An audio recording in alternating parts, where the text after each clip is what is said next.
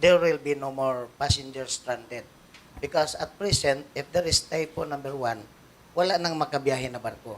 But if there is a bridge, tuloy-tuloy ang takbo. Saan po yung bridge?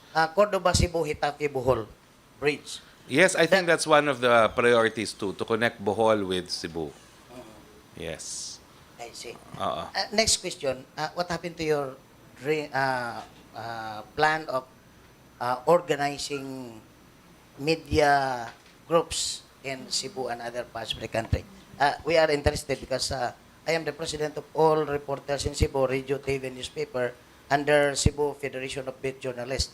Perhaps we can help PIA in creating these groups for the purpose of informing properly to the people. We welcome that initiative po, no? As in fact, that's why we're conducting press briefings outside of Metro Manila. It's also our way of helping media organize itself because we recognize that media is a partner of government in delivering good news and bad news to the people. Thank you very much, Shelley. Other questions from the floor from our OK, Irene? Secretary, the Defense Secretary Lorenzana has been complaining about structures being built by China in Spratly Island. So what is the official position of the government regarding that? I'm the presidential spokesperson. I think I have said it over and over again. The general thrust is to rely on the principle of good faith. The scope of this principle of good faith is in China's commitment not to reclaim new areas or not to build new artificial islands. And so far, we believe that there has not been any reason why we should doubt China's good faith on the building, on its commitment to desist from making new reclamations or from building new islands. So what about the survey requested by a China survey for our Philippine Sea, sir? I do not know what survey you are referring to, ma'am. There's approved daw ng DFA yung magso-survey. But that hasn't anything to do with the Not the with- West Philippine Sea. No, That's sir. Benham Rice. Yes. Well, yesterday I said, because we have sovereign rights over Benham Rice, since it was awarded to us as an extended continental shelf, we have the right to exclusively explore, exploit, and even conduct scientific research. But the exclusive right means that we can also consent if foreigners would want to do it. For as long as we consent, it will be legal. And the Secretary of Foreign Affairs has said that the same rules will apply to any country that wants to conduct research in Benham Rice. Specifically, the Philippine government would want, number one, that there would always be a Filipino accompanying them in the conduct of research, and number two, that the result of the research will be shared with the Philippine government.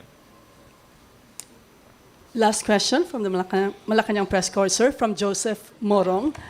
Would the President agree to any role in the transitory government? To any role in the Yes. transitory government? Well, the President has said that he wishes to finish his term. He wants to cut short his term. He does not intend to lengthen his term. So if his party mates would insist on a transitory provision that would require the President to serve longer, the President has said he's not interested. They may have to ask another person in government for that. Okay, next question, sir.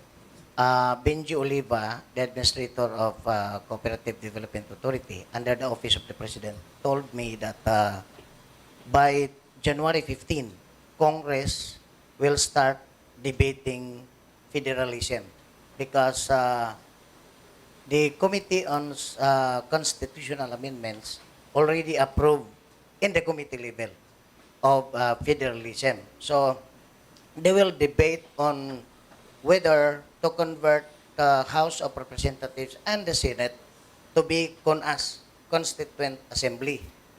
Is it true that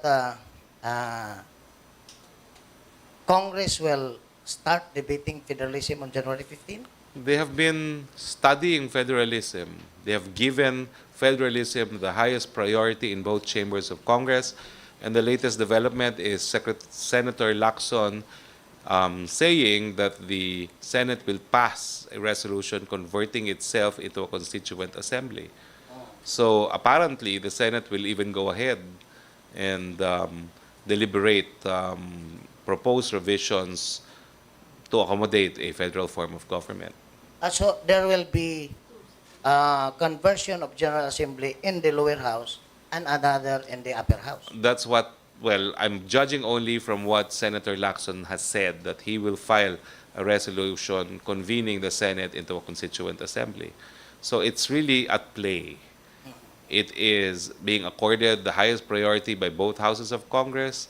And of course, we appreciate the efforts of both houses of Congress in this regard, because the shift to a federal form of government is a major campaign promise of the President.